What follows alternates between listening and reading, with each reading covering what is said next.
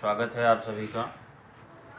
देखिए, अमावस्या तिथि जो है प्रत्येक महीना पड़ती है और प्रायः हम कोशिश करते हैं हर अमावस्या से पहले वीडियो के माध्यम से, क्योंकि अमावस्या तिथि का अपने आप में बड़ा ही विशेष महत्व होता है। विशेष महत्व इसलिए होता है कि सबसे जो मुख्य बात है कि अमावस्या तिथि के जो स्वामी होते हैं वो पितर देवता होते हैं, पितर होते हैं।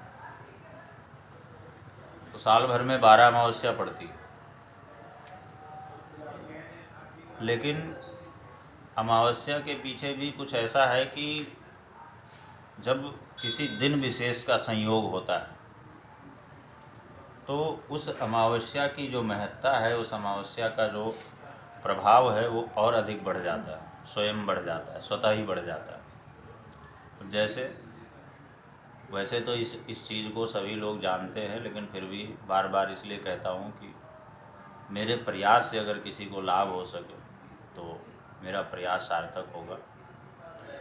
जैसे सोमवार में अगर अमावस्या पड़ जाए तो उसे सोमवती अमावस्या कहा गया है, मंगलवार में पड़ जाए तो भौमवती अमावस्या होगी, इसी तरह शनिवार में पड़ जाए तो शनिश्चरी अमावस्या कहलाती है।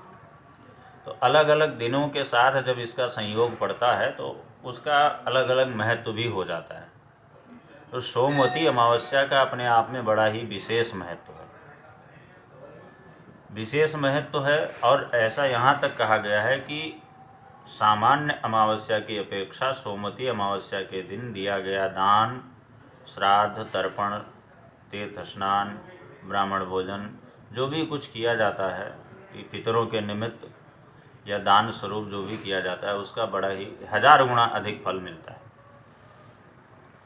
तो आज की वीडियो के माध्यम से हम जो है आने वाली 30 दिसंबर को पौष कृष्ण अमावस्या जो सोमवार के दिन पड़ रही है, सोमवती अमावस्या पड़ रही है, उसके विषय में चर्चा करेंगे कि किस प्रकार से उसका लाभ लिया जाए। क्योंकि सामान्य अमावस्या में तो जो भी कृत्य लोग करते हैं, प्रायः कई लोगों का रूटीन होता है, कई लोग नहीं जानते हैं तो दूसरों के बताए हुए अनुसार या कहीं सोशल मीडिया पर देख करके या किसी माध्यम से, किसी पुरोहित, किसी गुरु के द्वारा सुझाए गए उसके अनुसार करते हैं। लेकिन करते सभी कुछ है, सभी लोग कुछ ना कुछ करते हैं।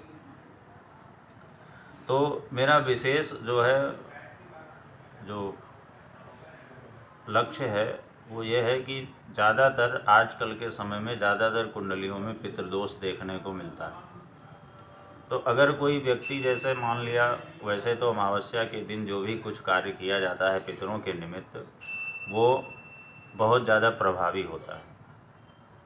सामान्य स्थिति में भी, नॉर्मल स्थिति में भी अगर आप अमावस्या के दिन पितरों के निमित्त कोई कार्य करते हैं तो आप उससे पितरों की संतुष्टि प्राप्त होती है और परिवार में सुख समृद्धि आती है, ये बात निश्चित है। तो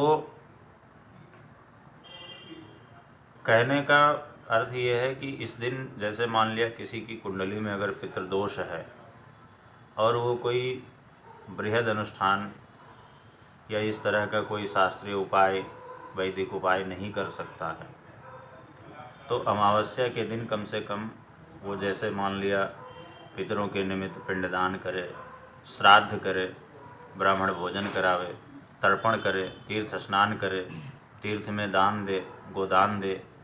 तो ये सब जो क्रियाएं हैं पितरों के निमित्त करने से, इस तरह से कुंडली में जो पितृदोष होता है उसका जो प्रभाव है, दुष्प्रभाव जो है, अब दुष्प्रभाव क्या है ये तो बड़ा लंबा विषय हो जाएगा, ये तो ज्योतिष का विषय है, लेकिन उसके जो भी दुष्प्रभाव हैं वो कम हो जाते हैं।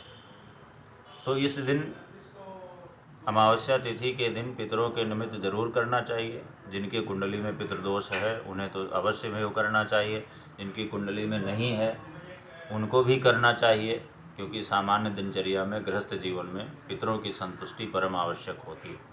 और पितरों की असंतुष्टि होने से घर में नकारात्मक ऊर्जा का वास होता है, और नकारात्मक ऊर्जा का वास होता है तो जो है अशांति होती है, संतति, बहुत सारी दिक्कतें आती हैं।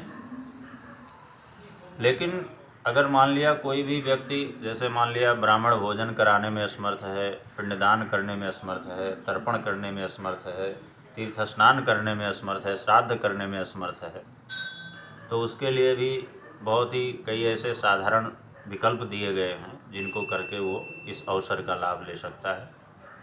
जैसे मान लिया कोई व्यक्ति इन चीज़ों को नहीं कर सकता है तो पीपल के वृक्ष में उसके लिए बहुत ही सरल उपाय हैं। पीपल के वृक्ष में 1 लोटा दूध मिश्रित जल, हो सके तो दूध मिश्रित जल चढ़ाए और जल चढ़ा करके 4 परिक्रमा करे और विष्णु भगवान के मंत्रों का जप करे और संध्या के समय सरसों के तेल का एक दीपक पितरों के निमित्त पितरों का स्मरण करते हुए जलाए और पुनः पीपल के वृक्ष की परिक्रमा करे और विष्णु भगवान से प्रार्थना करे, जो पितृस्वरूपी भगवान वासुदेव जी हैं उनकी प्रार्थना करे। तो ऐसा करने से भी उसको बहुत ही अच्छे फल की प्राप्ति हो जाती है। इसके अलावा अगर कुछ भी ना कर सके तो उस दिन पितरों का स्मरण करे और हो सके तो संयम रखे, उस दिन खान पान दुरुस्त रखे, खान पान शुद्ध सात्विक होना चाहिए और पितरों का स्मरण करे। संध्या के समय घर के मुख्य द्वार पर चौमुखा सरसों के तेल का चौमुखा दीपक जला करके पितरों का स्मरण करे। ऐसा करने से भी पितरों की संतुष्टि प्राप्त होती है, उनकी मुक्ति प्राप्त होती है और जब पितरों की संतुष्टि होती है तो नकारात्मक ऊर्जा जो है समाप्त हो जाती है और सकारात्मक ऊर्जा का वास होता है। तो सुख समृद्धि, चाहे वो आर्थिक हो, चाहे पारिवारिक हो, चाहे शारीरिक हो, हर तरह से इसका लाभ मिलता है।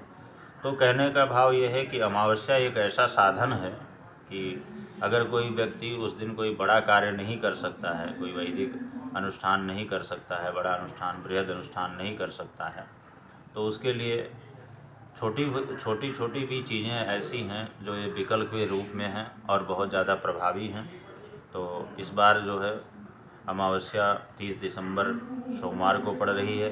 सोमवती अमावस्या होने से इस दिन स्नान दान का जो पुण्य है, जो ब्राह्मण भोजन तर्पण का जो पुण्य है, दिए गए दान का जो पुण्य है, वो जैसा कि मैंने बताया कि 1000 गुना अधिक हो जाता है।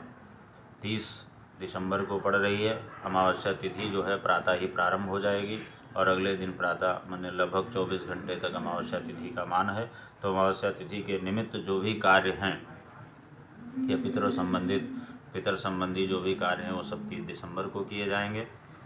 तो इस तरह से अगर कोई उन कार्यों को नहीं कर सकता है, बड़े कार्यों को करने में परेशानी है, तो विकल्प के रूप में दिए गए छोटे छोटे कार्यों को कर करके इस अवसर का लाभ ले सकता है।